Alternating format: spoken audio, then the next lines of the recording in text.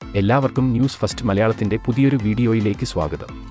Cricket വാർത്തകൾ ആദ്യമേ അറിയാൻ ഈ ചാനൽ മറക്കാതെ സബ്സ്ക്രൈബ് ചെയ്യുക. 4ാം ക്രിക്കറ്റ് ടെസ്റ്റിൽ ടോസ് നേടി ബാറ്റിംഗിനിറങ്ങിയ ഇംഗ്ലണ്ട് ആദ്യ സെഷൻ അവസാനിക്കുമ്പോൾ 5 വിക്കറ്റ് നഷ്ടത്തിൽ 112 റൺസ് നേടിയിട്ടുണ്ട്. അരങ്ങേറ്റ ടെസ്റ്റ് മത്സരത്തിൽ തന്നെ തകർപ്പൻ പ്രകടനവുമായി ഇംഗ്ലണ്ടിന്റെ 3 വിക്കറ്റുകൾ പിഴുതാണ് ആകാശ് തുടക്കം വീരമാക്കിയത്. ഇംഗ്ലണ്ട് ഓപ്പണർമാരായ സാക്രോളി, ബെൻഡക്കറ്റ് എന്നിവരുടെയും ഒലിപോപ്പിന്റെയും വിക്കറ്റെടുത്ത ആകാശ് ഇംഗ്ലണ്ടിനെ വിറപ്പിച്ചു.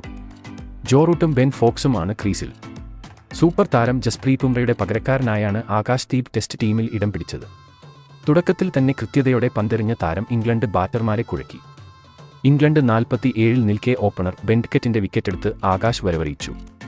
11 റൺസെടുത്ത താരത്തിന്റെ വിക്കറ്റ് കീപ്പർ ധ്രുവ് ജുറലിന്റെ കൈകളിലെത്തിച്ചു. പിന്നീടിറങ്ങിയ ഒലിപോപ്പിനെ നേരിട്ട 2ാം പന്തിൽ തന്നെ ആകാശ് മടക്കി. പോപ്പിന് റണ്ണൊന്നും എടുക്കാനായില്ല. 12ാം ഓവറിൽ തന്റെ 3ാം വിക്കറ്റും താരം സ്വന്തമാക്കി.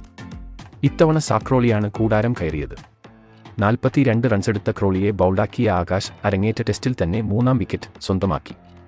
21ാം ഓവറിൽ അശ്വിൻ ബെയർസ്റ്റോയെയും പുറത്താക്കി. അതുപോലെ ക്യാപ്റ്റൻ സ്റ്റോക്സിനെ ജഡേജയും മടക്കി.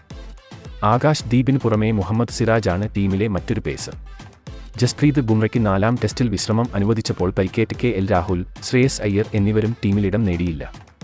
കുൽദീപ് യാദവ്, ജഡേജ, അശ്വിൻ എന്നിവരാണ് സ്പിന്നർമാർ. പരമ്പരയിൽ 2-1 ഇന്ത്യ മുന്നിലാണ്.